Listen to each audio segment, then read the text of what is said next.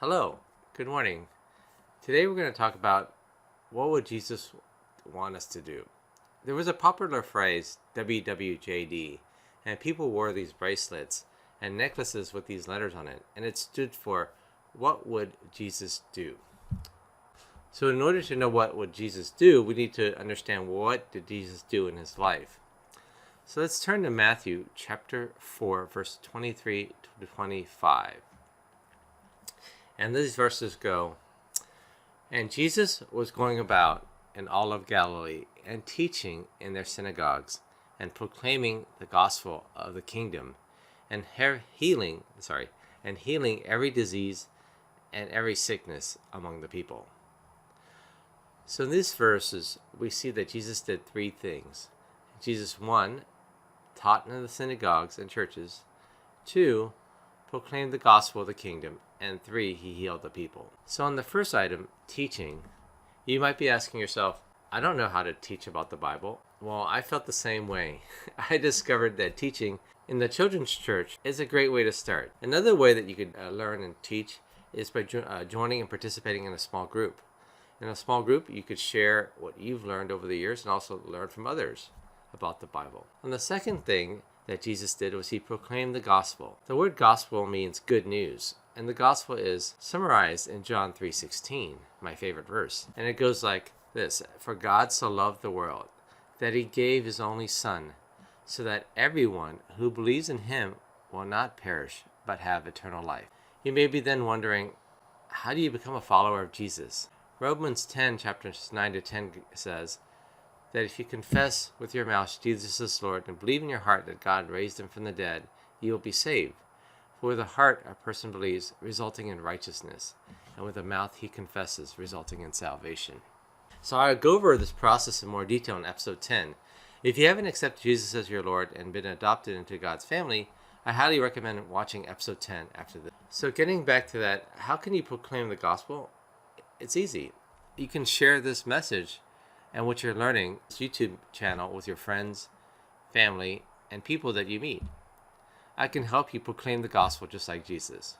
And then you can invite them to your church. And continuing on with verse 24, it goes, "And the news about Jesus spread throughout Syria, and they brought to him all who were ill, those suffering with various diseases and severe pain, demon-possessed, people with epilepsy, and people who were paralyzed, and he healed them all. Large crowds followed him from Galilee and the Decapolis, and Jerusalem and Judea, and from beyond the Jordan." Jesus healed hundreds and maybe thousands of people. It says that large crowds followed him. And notice that Jesus not only healed Jewish people, but healed people of all races. You may be wondering, how can I heal people? Although I believe that we can pray for people and God can work through us to heal people physically, we can also help people heal spiritually and emotionally. Many people today are suffering spiritually and emotionally. They might feel alone, depressed, and unloved. Just by reaching out and saying that I care for you, or how can I pray for you? Can I give you a hug?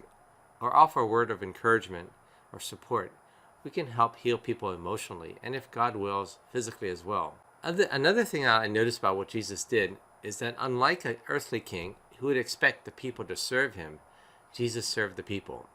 In Mark 10:45, it goes something like this: "For even the Son of Man did not come to be served, but to serve, and to give his life as a ransom for many." Jesus, although King of Kings, did not come to be served, but came to serve, and he did this by healing the people.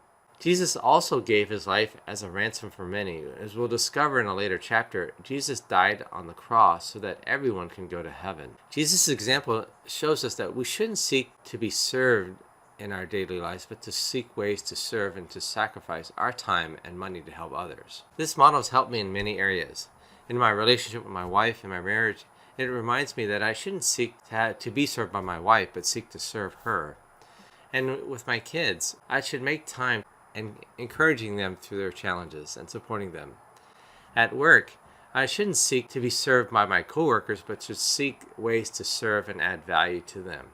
I encourage everyone to try this mindset of what Jesus did, seeking to serve rather than be served.